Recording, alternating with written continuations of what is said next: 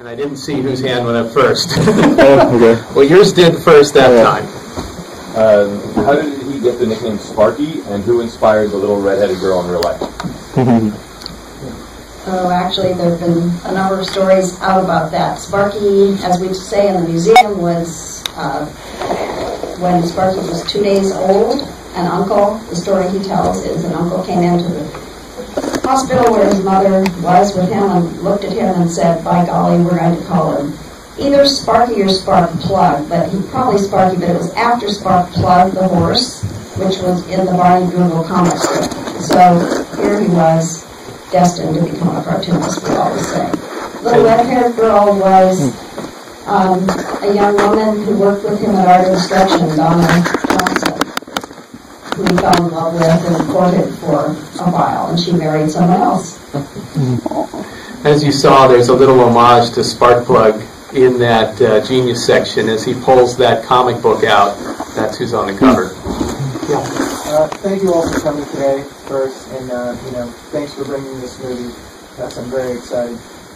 For those of you who are up there, do any of you voice characters in the film? And for Steve, who was the composer for the film? None of us voice characters. They're all kids. I had the great pleasure to work with kids on this film, which was so fun. And another wonderful note in terms of casting and voices, Bill Melendez plays the voice of Snoopy. He was the director of the very first Christmas special, all the way through the many specials. When we heard the recordings of him doing Snoopy in Woodstock, there's no way we could create anything funnier or anything better, I think, and it's great to have him voicing that. In terms of the music, Christoph Beck is the composer. Christoph is known for his work on Frozen and many, many other films. Yes, I had the opportunity to interview Francesca at the Comic-Con. A lovely girl, little red-haired girl. So, if you can talk a bit about, these are beloved characters and spanning across generations. How do you hope to embrace, the fans today and the fans from yesterday? Because my grandma loves it, and my friend who's my age also loves it. How do you, try to embrace that in the movie? Well, for me, you kind of hit on something. I remember we were a family together over Thanksgiving. My parents, me, my kids, and we were looking to go see a movie. And it's hard to find something that everybody would enjoy. I felt as we were starting this, I'm a big fan of Peanuts. I thought the opportunity here would be to create a film that fans would love, and probably a greater opportunity is to introduce these wonderful characters to a new generation of kids who don't read the comic strip in the newspaper like I did when I was growing up.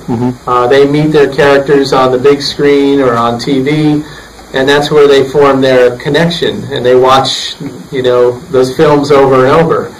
So that was, for us, I think, a great opportunity and motivator.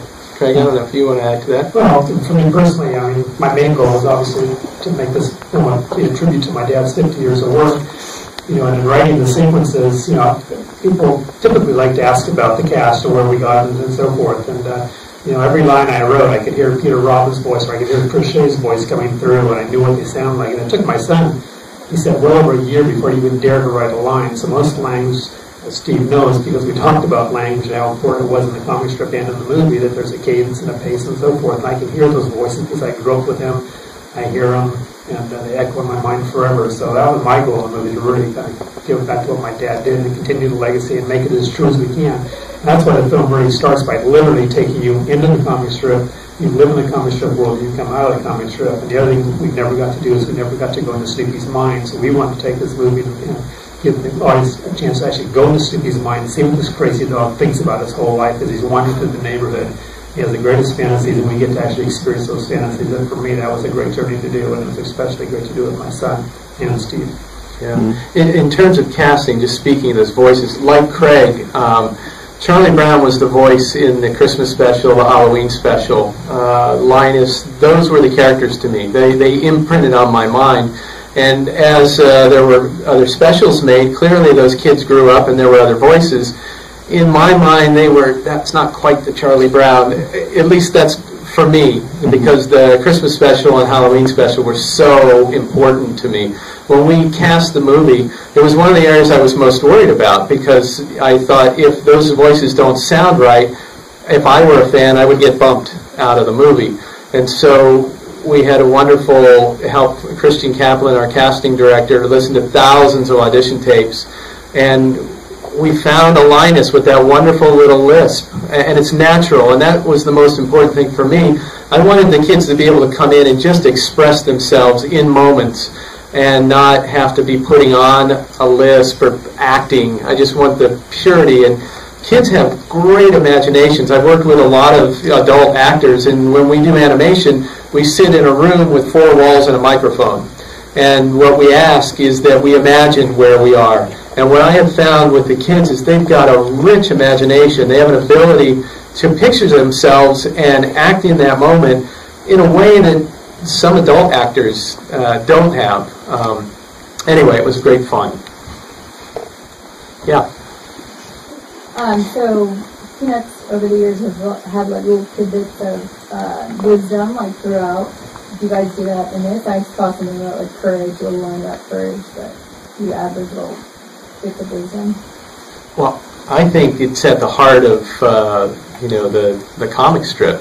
What I loved about what Craig and Brian and Neil put together was they looked at this as a feature film, a feature film story and structure. So it's not just a loose collection of favorite moments and favorite strips kind of linked together, but it's a story that rests on a wonderful thematic idea. And I think what I've learned in rereading the strips now as an adult, and certainly as carefully as we have now on this movie, I look at the body of work, and I think what Sparky did was he connected to the human experience. He connected to those thoughts that we often have in our head but are afraid to actually express, like, do people like me? Will I be successful? What will happen if I try and it doesn't work out? And our interactions with friends and people around us. He found the core of those ideas, and then he had us laugh at them in the way that he put forth. And what I love in the theme of this film, compared to other animated films, and I worked on many, so often in storytelling today, it's like, okay, it's a feature film. It needs to, the protagonist needs to go up against somebody big and needs to save the planet or, defeat the dinosaurs or something enormous. What I love about this is that we take the simple and we make it feel enormous, emotionally and in humor with Charlie Brown. And at the end of the day, what we actually show is that, as Charlie Brown always has been, he's not the guy that wins the great award or defeats, saves the planet. But we look at the qualities that he's had, and this is what I loved about what Craig and Brian and Neil did. They looked at the 50 years of the comic strip and said, well, let's hold up the qualities that Charlie Brown has been, and let's celebrate that. Yeah, as sad as it is to say, my childhood was a lot like Charlie Brown's. My dad was the same way, and I kind of familiar to some of the celebrities, and you always kind of wondered, do people like you for who you are and so forth. And it's interesting, I found as I got older, I look back on, I look at third graders and second graders, and I remember being a kid thinking, this guy's like the Babe Ruth in the third grade, and you go later, how did I possibly think that kid was so good? Why was he better than me? He couldn't have been better than me. And later on, like Coach came to me 4 years later and said, you're the star of a baseball team. I thought I was like the worst player on the team. So the whole idea of how we perceive people, how we perceive ourselves is interesting in itself. And that's what we kind of go through the story and Charlie Brown's journey is all about, And it's something that, everybody, adults and children, can relate to, this whole perception idea of everybody. That's what I think is strong. Hi, this question is for Jeannie and Craig. Is it true that Charles wanted the Peanuts character and he straight to bend with his death? And is that why it's taken so long? Maybe you done this in a big screen, but it's taken 15 years. Well, I think you got to separate it into two things. There's a comic strip world, and then there's the other world of everything else, which entails, musicals and animation and advertising and so forth. The family agreed in the early 70s that we would never let anybody continue the comic strip. That was where my dad, it was his thing, and no one would touch it. You could never give him an idea for a panel, he wouldn't take it. The movie was a different thing. Again, it's been 15 years since his passing. Before he died, he asked the question, will I be remembered? And that was kind of what drove me to do this film. I think we want to remember him. We want to remember his work. And I think the new generation, as Steve said, doesn't get Peanuts the way we did.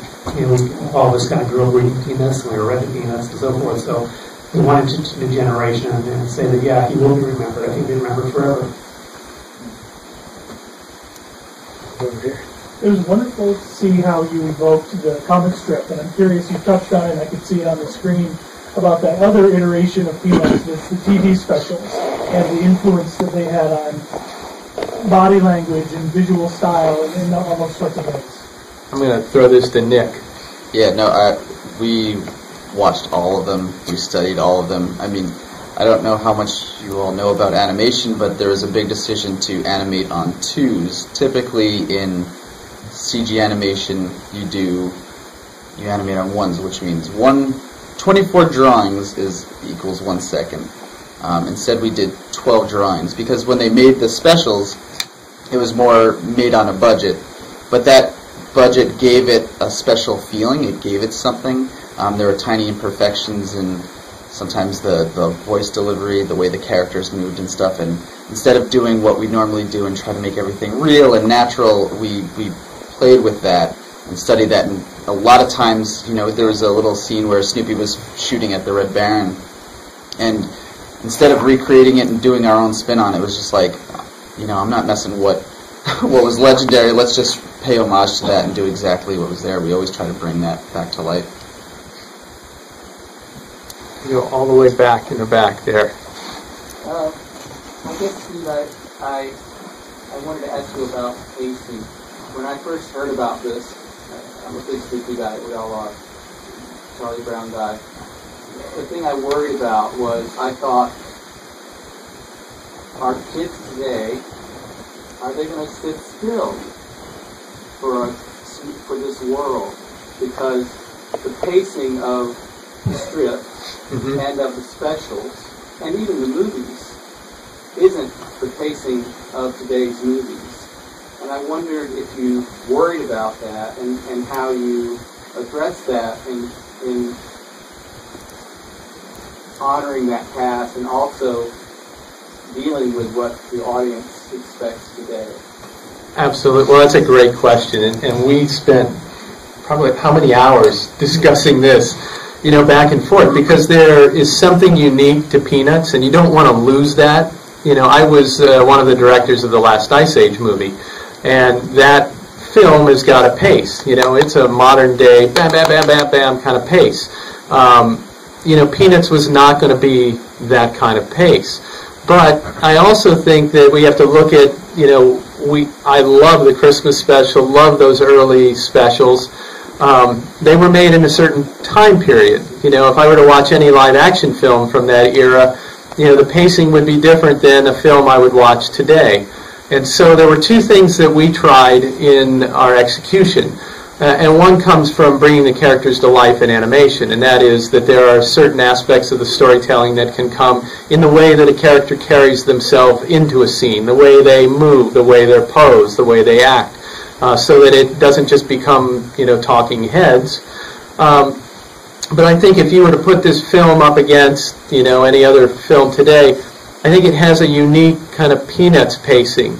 That said, it's probably a faster pace than, if you were to do a one-to-one comparison of any of the specials that were done back in the 60s or 70s.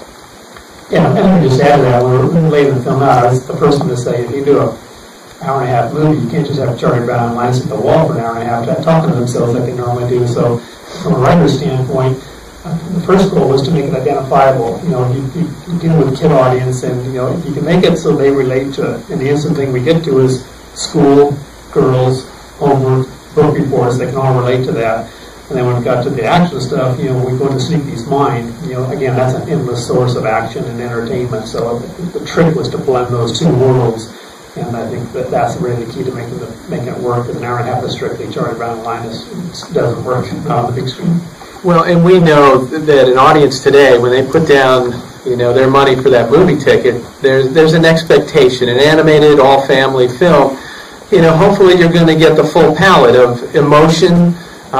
You'll get some laughs. You'll get some action. Get on the edge of your seat. And what was great in having the Snoopy side of the story, that enabled us to have some of that fun, energetic action, the kind of cutting that just works when you're playing an action scene. So I feel in the end that we've got that full palette. Yeah. You guys keep talking about this being generational and how it can relate to today, but it literally is generational. There's 3 generations of Schulz that have worked on the Peanuts. Can the family talk about the emotional aspect behind it, going from 50 years of growing up watching Charles work on it to Craig and now your son Brian all being a part of this? And how does it feel for Jeannie to watch the progression of this with the family? It just happens. As Sparky said, the comic strip changed all the time, and he wasn't aware of it, but the comic strip changed over 50 years. If you see the beginning and the end, if you only read this and then read that, would you know it was the same comic strip? You might not, but I think we count on people filling in the spaces just in a way, as Steve said, the animation does. Sparky knew that the television animation, the television shows, had to go beyond what he could draw on the comic page. He understood that. And I think he would understand today that it had to be a longer format and a different kind of pacing. I don't know whether that's exactly your question, but I think all these things are organic and they grow out of each other. And in this case, it grew out of Craig and Brian's understanding that there was something that they could do in a longer format that would fit, that would still embody the characters and yet make it accessible to whatever it is that the new generation wants, which I don't know. I don't like this one. But how do you feel about it, seeing it go from your husband into your son and into your grandson? Yeah. I think it's wonderful.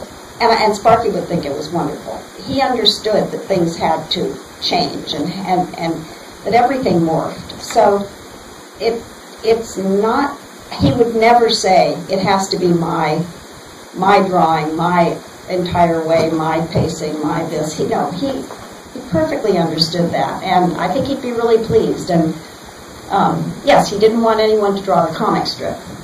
That was his, and he said, go draw your own. Use your own imagination and your own life and your own characters. But in this case, they've kept the characters.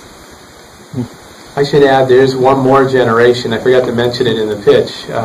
In that little genius scene, there's a kid who's following in the footsteps of greatness. Oh, I didn't know. The great-grandson, That's Micah. his voice. That's his voice.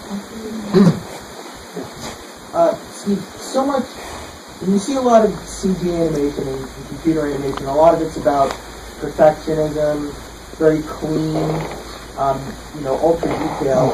And while these are, this is classic material, it's very different to see something like this on such a big scale. So as a filmmaker, how do you like to be able to bring, I guess, something so different to this sort of art form on this scale?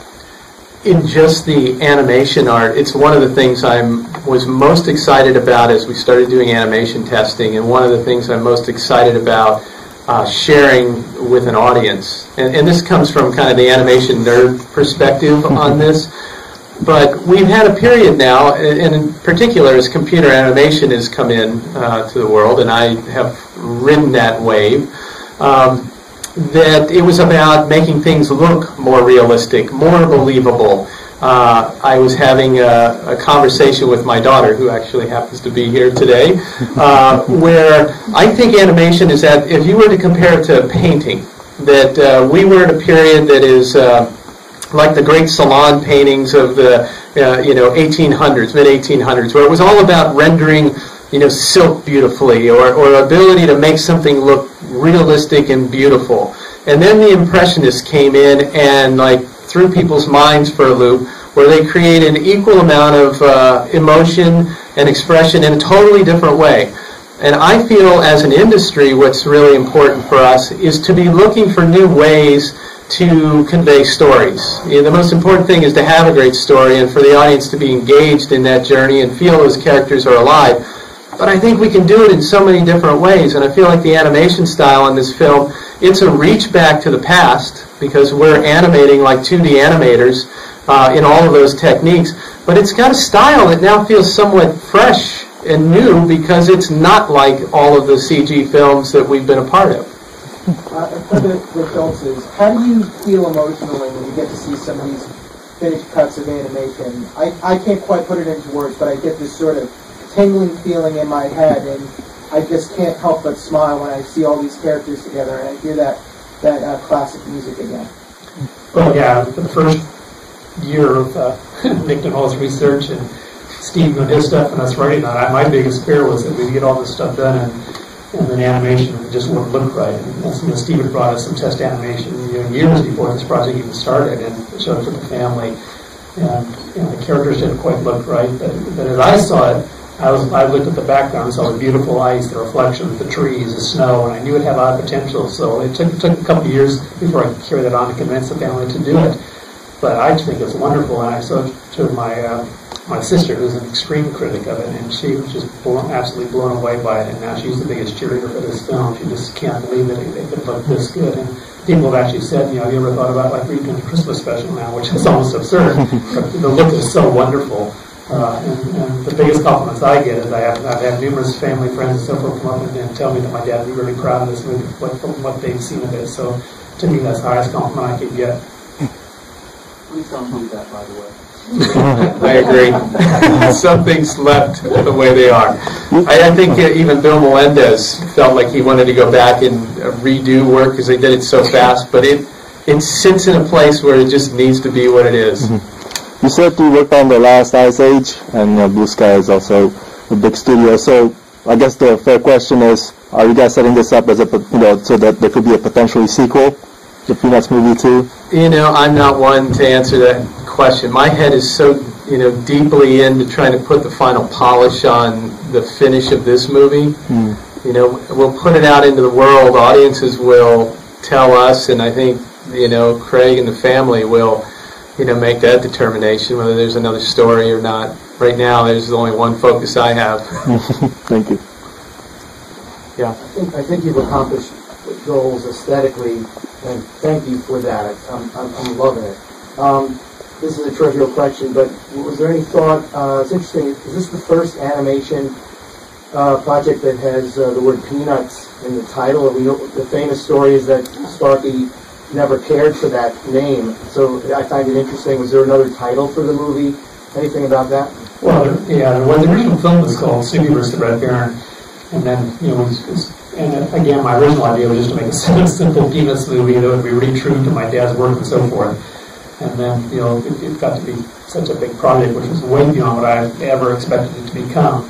And once it goes out in the world, what happens around the world is Peanuts is actually called different things in different countries. In some countries it's called Snoopy and all these different titles. So to make it recognizable, we kind of had to go with the word Peanuts as opposed to Snoopy vs. the Red Baron or Charlie Brown or something like that.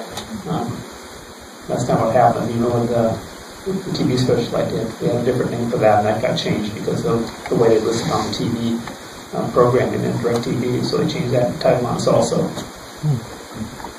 It's true that Sparky didn't like Peanuts, and he continued to say he didn't like it all his life.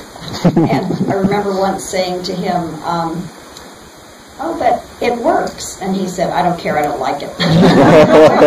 What he said was, people will think that the way comic strips history, people will think Peanuts is a character. And 40 years into the strip, people came up to him occasionally and said, I really liked that strip where Peanuts did such and such. So, put one in his column. He was right. And Steve just reminded me one thing I wanted in the film, because my dad did hate the name Peanuts for so many years. I wanted the closing line to be what he wanted the strip to be called, which is good old Charlie Brown. So we worked in the film, so the very last line you hear is good old Charlie Brown. And that was an homage to my dad again. There's a lot of stuff we put in there that reflects on what you like personally. Easter eggs in the film. There's a lot to look at. You need to see the film 2 or 3 times just to pick it all up. Yeah, at some point we'll have to put a little Easter egg guide together because there are a lot of them buried in there, and fans will find them, and there are probably even a few that they'll be surprised by. One up at the back, and then we can... All right, so we're going to do one more. A lot of animated films feel the need to have a lot of really modern pop culture references. Peanuts has always seemed like it's really not anchored in any specific period. Did you guys talk about that a lot, and what approach did you take? Absolutely, we talked about another day long conversation. I know. Well, I'll speak to the aesthetic first. Every decision in the look of the movie, I used the filter of I want this film to be timeless. Now, what that meant is that I looked at furniture. Sparky drew Charlie Brown's living room many different ways. We saw different couches. We saw different curtain patterns. I used the filter of, oh, I could buy that chair today, and it was drawn back then. That's the chair that I'm putting in his living room. I think the only things outside of that are the telephone and the typewriter. And we have a really fun sequence with Snoopy and Woodstock. You know, for those kids who don't know how a typewriter is used, they actually they find out how to use it in a really comical kind of physical, comedy way. But I think in reading his strips, that's the beauty of Peanuts, is that it didn't deal with issues of a particular time. It never was reflective of the news of that moment. It dealt, as I say, kind of with the human condition, human interaction. That small voice inside of our own head, our insecurities. That kind of thing is timeless, and that's what, makes it actually fun to work on a Peanuts movie today. I want to just say one thing. Somebody who visited the museum left, and a friend left and talked to me and said, Sparky made people think even when they didn't know it. And I love that. It's really true. The things in the comic strip are so subtle. He used humor to make a point, and it's more effective with humor. Great. Well, thank you all. Thank you.